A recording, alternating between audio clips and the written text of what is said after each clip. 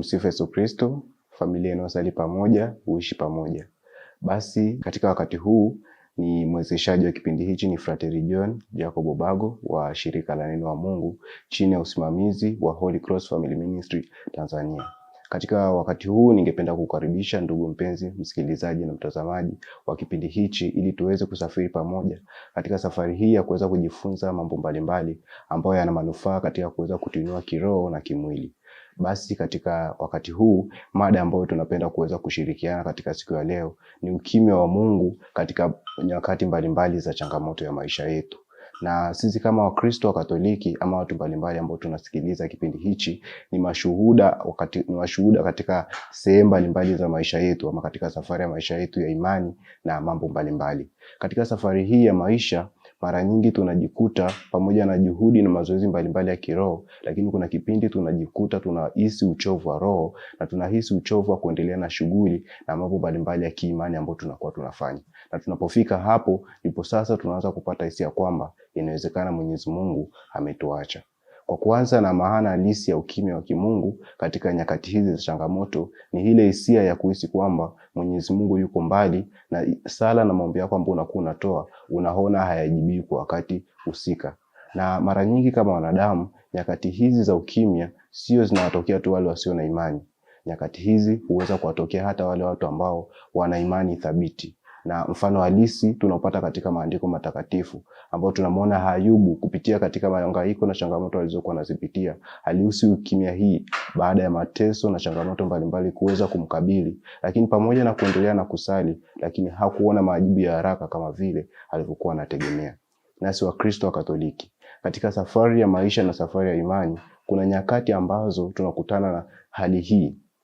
Na tunapokutana na hali hii kwa ubaya zaidi kama hatuna imani thabiti ni rahisi zaidi kuweza kutoka katika kuamini katika njia hii takatifu na kuanza kutafuta njia za mkato ama njia za mbadala tukiamini kwamba huko kuna majibu ya haraka. Na ndio maana ukiangalia ulimwengu wa sasa watu wengi wanahangaika kukimbia katika makanisa mbalimbali, wanahangaika kutafuta waganga mbalimbali, wanahangaika kutafuta masuluhisho ya changamoto zao wakiamini kwamba kule wanapokwenda wataweza kupata suluhisho la haraka zaidi ili kutatua changamoto wanazokuwa wanazipitia. Na Bwana wetu Yesu Kristo katika kipindi ambacho alikuwa anafanya safari yake ya wokovu hapa duniani, tunaona kwamba hata na yeye katika ubinadamu wake aliwahi kupitia hali hii ya ukimya.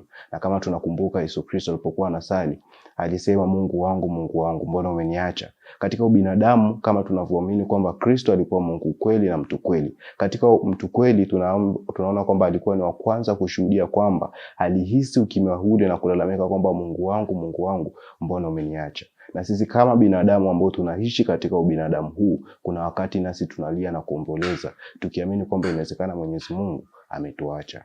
Inawezekana Mwenyezi Mungu sasa ameacha kusikiliza sala zetu. Lakini katika imani na katika safari hii jambo hili linatufundisha nini kama Wakristo Katoliki? Ama jambo hili lina maana gani kwetu sisi kama Wakristo ambao tunapitia na kukutana na hali hizi? Kwanza kama Mkristo Mkatoliki ama kama mtu unayenisikiliza, unapaswa kutambua kwamba unapokupitia katika nyakati hizo za ukimya, sio kwamba Mwenyezi Mungu amekuacha. Kwa kuwa Mungu siku zote asili yake huwa habadiliki, bali sisi binadamu huwa ndo tunabadilika kutokana na hisia zetu. Kwamba kuna kipindi ukiwa na furaha na amani katika maisha yako, katika ndoa yako, utahisi uwepo wa Mwenyezi Mungu katika maisha yako. Kutokana na hisia zako za furaha, hisia zako za amani zitakuelekeza wewe kuamini kwamba Mungu anatenda katika maisha yako. Lakini katika zile nyakati ambazo tunapitia misukosuko na mahangaiko ya maisha, hisia zetu zile zinabadilika tena na tunaanza kuhisi kama Mwenyezi Mungu ametuacha. Kwa katika uhalisia Mwenyezi Mungu hajawahi kubadilika, wala Mwenyezi Mungu hajawahi kuwa kimya pale tunapokuwa tunamtolea sala zetu. Bali sisi wanadamu hisia zetu ndio huwa zinabadilika na kupelekea sisi kuweza kuona kwamba ukimya wa Mungu unashamiri katika safari ya maisha yetu. Basi kama Wakristo wa Katoliki, karibu tuangalie kiundani mambo gani ambayo sasa utufanya tuweze kuhisi kwamba ukimya wa Mungu upo katika maisha yetu. Kwanza kabisa ni jambo la kwanza ambalo linasababisha tuweze sisi kuona kwamba Mwenyezi Mungu ana ukimya ama ametuacha ni namna ambavyo tunakuwa tunaamini katika hisia zaidi ya imani. Na hisia za mwanadamu siku zote huweza kuhudumu ama kuishi katika namna ya kuweza kumsaidia, ikiongozwa na hofu ama ikiongozwa na mtazamo wa akili yake. Kwa hiyo unapoamini katika hisia zako, kama ni kipindi cha majonzi ama kipindi cha mateso, kama imani yako kama wewe mstahimili wako mkubwa uko katika hisia zako, ni rahisi zaidi kuamini kwamba Mwenyezi Mungu sasa ameniacha, kwa kuwa hisia zako zinabadilika. Lakini unapoamini katika imani yako, ambapo kama tunavyoamini kwamba imani huwa inadumu na kuishi hata katika yale mambo ambayo hatuwezi kuyaona, ni yale mambo ambayo tunayatarajia. Kwa kipindi kigumu hauwezi kuona furaha, kipindi cha changamoto hauwezi kuona amani, kipindi cha mahangaiko hauwezi kupata ule utimilifu wa yale mambo ambayo unayategemea. Kwa hiyo unapoamini katika hisia zako kwamba kweli Mungu ameniacha, ni rahisi zaidi kuweza kuhisi ukimya huo katika maisha yako. Lakini jambo la pili ni mategemeo yetu wakati tunasali. Kwamba wakati tunatoa sala zetu mbalimbali, wengi wetu tumekuwa na mategemeo makubwa sana. Na mategemeo haya yanapokuwa makubwa, pale ambapo Mwenyezi Mungu anatenda katika njia zake yeye anazozijua, sisi wanadamu tunaona kwamba Mungu ametuacha. Na mfano mzuri ni katika maisha yetu ya Kikristo. Inawezekana umesali kwa miaka mingi ukiomba Mwenyezi Mungu akusaidie katika jambo fulani, lakini pamoja na kusali katika muda mrefu bado hauoni yale ambayo ulikuwa unatafuta katika sala yako, na mategemeo yako ni kwamba ulikuwa unatamani labda baada ya miaka 5 Mwenyezi Mungu aweze kujibu kilio chako. Kwa hiyo mategemeo yako katika sala yako inapokuwa kubwa zaidi ya upeo wako wa kibinadamu, inakufanya uhisi ukimya Mwenyezi Mungu katika safari ya maisha yako.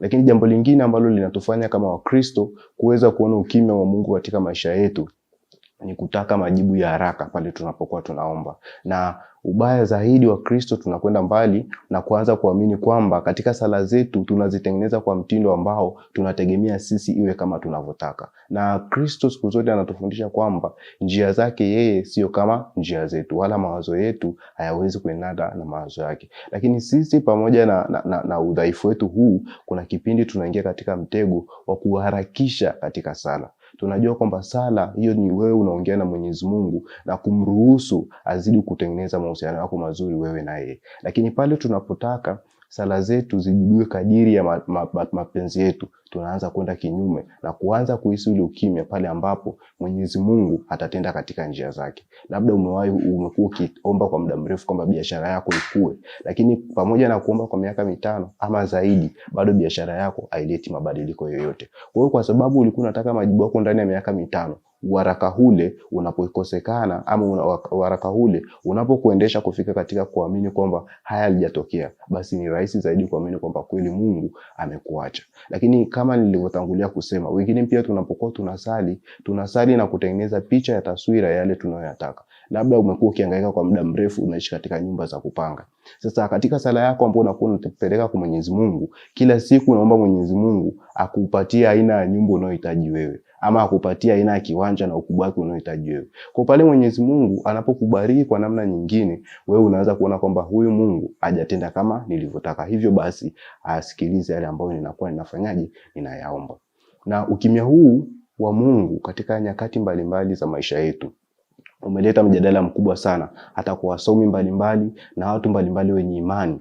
Na kutokana na kuleta mjadala huo mkubwa, basi kwa wale watu ambao hatuna uelewa mkubwa na hatuna imani thabiti, tumejikuta tukiingia katika mtego na tunafika mahali hata tunaanza kuhisi ama tunaanza kuuliza kuhusu uwepo wa Mungu katika ulimwengu huu na katika safari ya maisha yetu.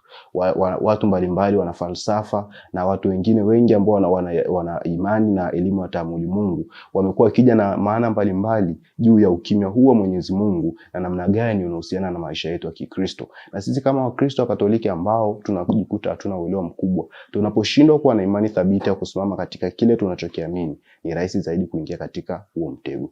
Kama Wakristo wa Katoliki tunapojikuta katika haya na kipindi hichi cha ukimya, je, ukimya huu una maana gani katika safari ya maisha yetu? Ama ni kwa nini Mwenyezi Mungu anaruhusu ukimya huu tuweze kuhisi, tuweze kusafiri nao katika maisha yetu na iwe kama safari ya kwetu? Kwanza kabisa, kipindi cha ukimya Mwenyezi Mungu ni kipindi cha maandalizi ya kuweza kutukuza kiimani.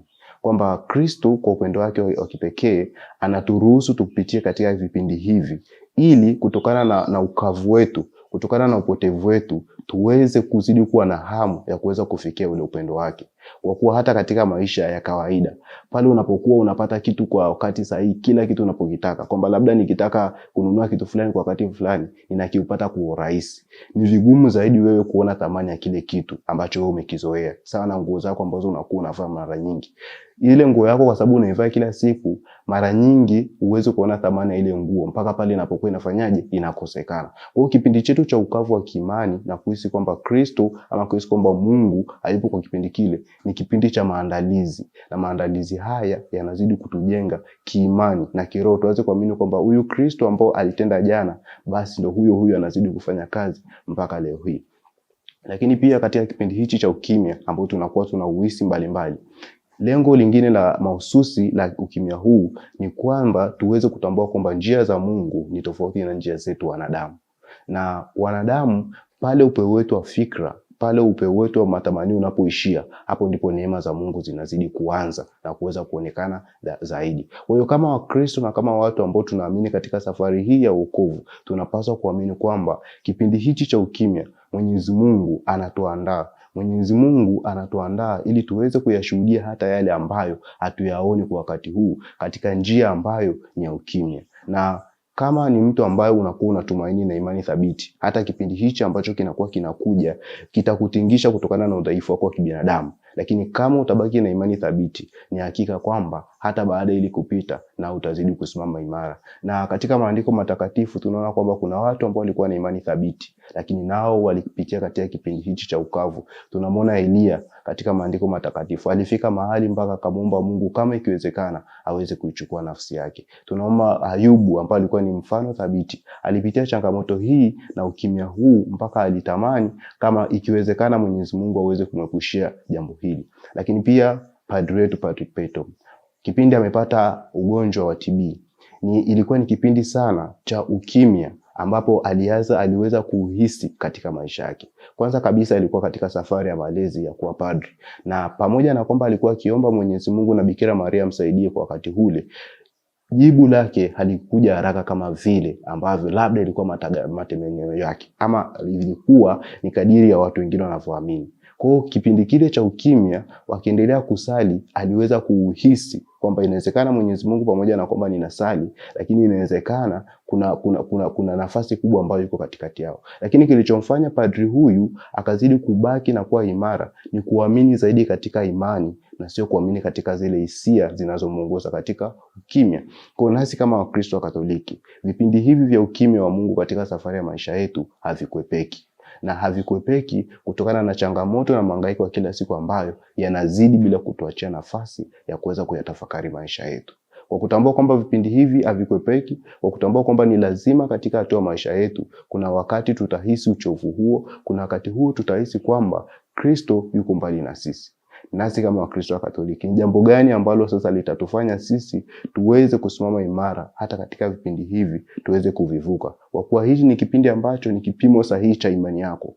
Unaposhindwa kusimama imara katika kipindi hichi, ni dhahiri shairi kwamba utaanguka na utaanza kuamini katika imani zingine ambazo tunaamini zinaleta matokeo na majibu ya haraka.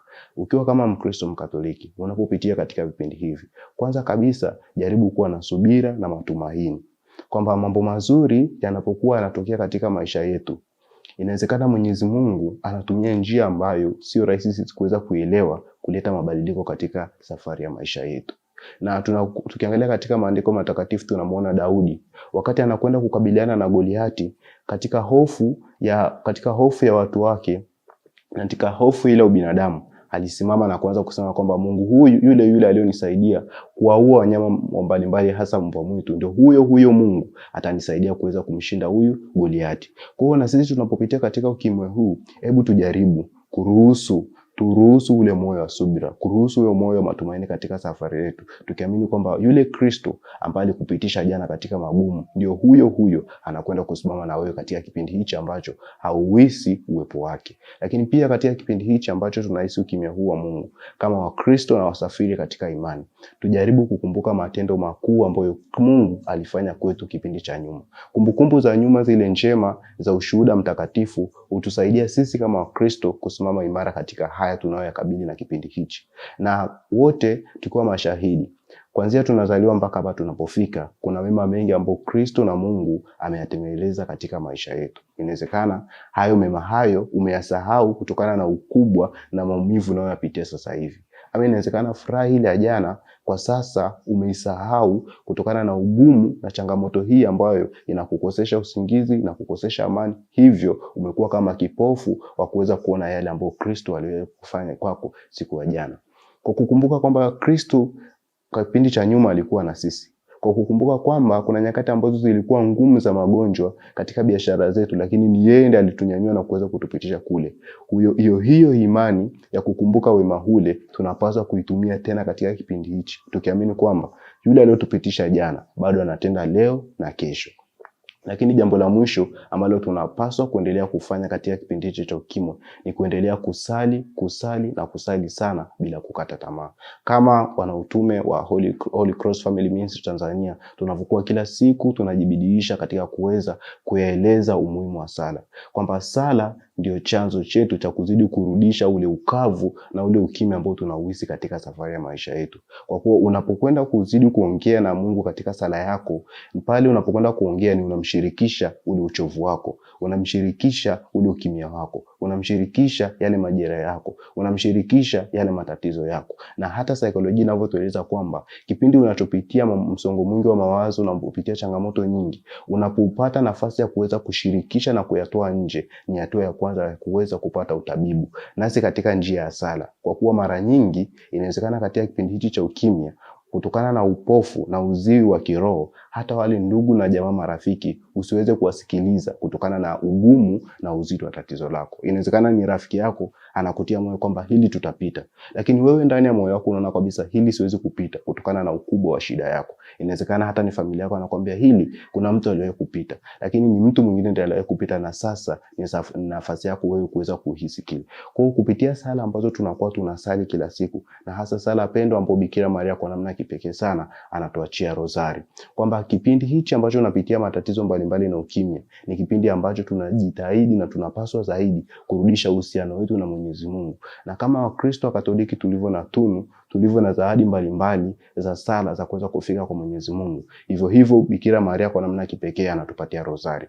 Kwa hiyo unapohisi ukimya, labda umechoka hata kusali, na ukiangalia sala zingine ukianza hata kusali unahisi kwamba huwezi kuendelea, lakini kwa kuanza na rozari takatifu, ni hakika kuna jambo ambalo utalihisi. Katika ule upotevu wako kwanza na rozari, kuna jambo ambalo utahisi linaongezeka katika ukimya ule na utaanza kuona mabadiliko. Inawezekana labda kusali rozari yote kuona kwamba ni changamoto kutokana na labda Salamu Maria zilivyo, lakini kwa kuanza na mazoezi madogo madogo, labda leo hii umesali labda Salamu Maria umesali 3, kesho ukasali 5, kesho ukaendelea. Katika ule ukimya ambao unakuwa unahisi, hakika kuna jambo ambalo utaanza kuhisi linakuja kama mabadiliko kwako. Na utaanza kuhisi kwamba pale katika ukimya wako ni kama mtu amekuja akakushika mkono, anakuelekeza kwamba tufike kule usipopaona. Na mtu huyu ambaye anakuwa anakushika mkono ama uwepo huo wa mtu wa ziada sio mwingine bali ni Bikira Maria. Kupitia sala hile ambayo inatuunganisha na Mwenyezi Mungu, ni kama Bikira Maria anakuja kukushika pale chini ulipolala, anakuja kukushika pale chini unapolia, anakuja kukushika pale chini ulipo na mashaka, na pale chini ambapo hauhisi uwepo wa Mungu katika maisha yako. Basi Bikira Maria kwa upendo wa ajabu kupitia rozari takatifu anatushika mkono na kutuelekeza kufika katika kule ambapo ni matamanio wengi. Kwa hiyo katika vipindi hivi vya ukimya huu wa kuhisi kwamba Kristo na Mungu yuko mbali na sisi, ni kipindi ambacho ni mizani ya imani yetu. Ni kipindi ambacho kama Wakristo wa Katoliki tunapaswa kuwa makini sana, kwa kuwa pale tunapopotoka tu kidogo tunaruhusu nafasi ya yule adui mwovu Shetani kuweza kutawala imani zetu na kuanza kuamini kwamba huku kwa Kristo kunachelewa. Kwa sababu wengi binadamu wa sasa, kila mtu anataka mafanikio na anataka mambo yake yafanyike kwa haraka. Kwa anapoona kwamba anasali kwa muda mrefu lakini haoni, anaanza kutafuta njia ya mbadala. Lakini mfano wa mwisho ambao ni mfano hai katika kipindi hichi cha ukimya ni mama wa Mtakatifu Agustino wa Hippo, Mama Monica. Mama Monica alisali kwa takriban zaidi ya miaka 15 akimwombea mtoto wake Mtakatifu Agustino, ambapo Mtakatifu Agustino kutokana na starehe, kutokana na hanasa za dunia alikuwa ameingia katika mlengo huo. Kwa hakuamini katika imani, hakuamini katika mambo mengine. Lakini mama huyu kwa namna ya kipekee sana alisali kwa zaidi ya miaka 15 akimwombea. Wewe kama Mkristo Mkatoliki, jiulize leo hii, umesali kwa miaka mingapi mpaka ukate tamaa siku hii ya leo? Ama umesali kwa miezi mingapi mpaka ukate tamaa siku hii ya leo? Kama kuna mtu alisali miaka 15, wewe je, huu mwezi tu mmoja unaona kwamba ni rahisi, umechoka, unapaswa kukata tamaa? Haupaswi kukata tamaa wakati huu. Jambo hili unalolipitia ni la kwako wewe. Na kama ni la kwako wewe, unahitaji ulichukue katika uzito wake, kwa kuwa maumivu ya changamoto unazozipitia ni wewe ndio wa kwanza kuzihisi. Ugumu wa maisha unayopitia, wewe ndio wa kwanza kuzihisi. Kwa kama unazihisi wewe na kipindi hicho unahisi ukimya Mwenyezi Mungu, ni kipindi ambacho unapaswa kusimama kama ulivyo katika imani yako. Na katika imani hiyo bila kutegemea hisia, ikusimamishe wewe na kufanya kuzidi kuwa imara, kuamini kwamba hata kipindi hichi kitapita.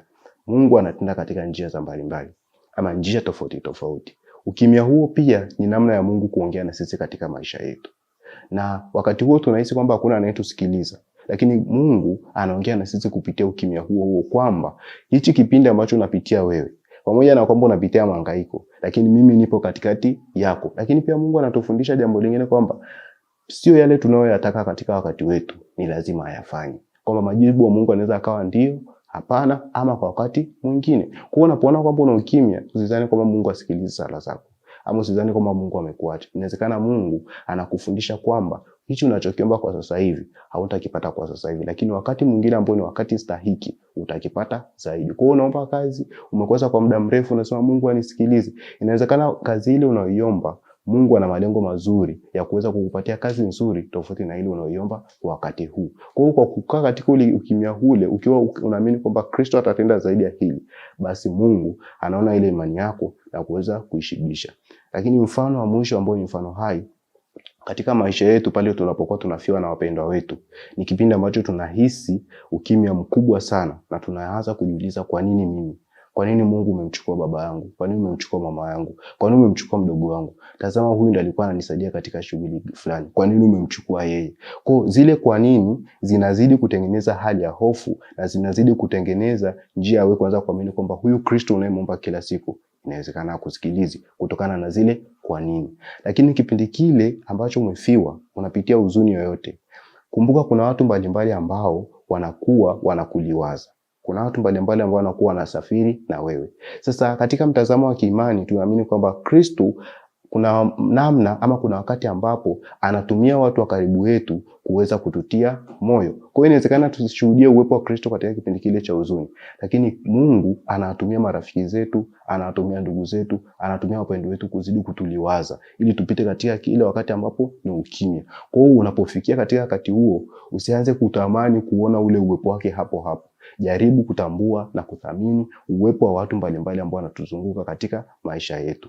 Ukimya upo katika safari ya kiimani, lakini ukimya huu unapokukuta wewe kama Mkristo, je, unafanya nini? Utakuwa rahisi kukata tamaa, ama utasimama tena imara kuweza kutafuta ukuu na kusudiwa Mwenyezi Mungu katika kile ambacho unapitia?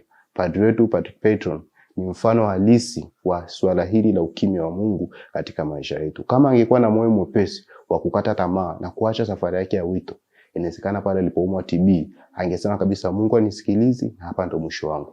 Lakini aliamini kwamba hata kama ninaumwa, hata kama nina changamoto hii, hata kama sijibii kwa haraka, bado Mungu anakusudia na safari ya maisha yetu. Hivyo ndivyo tunavyokumbushwa leo hii kama Wakristo wa Katoliki.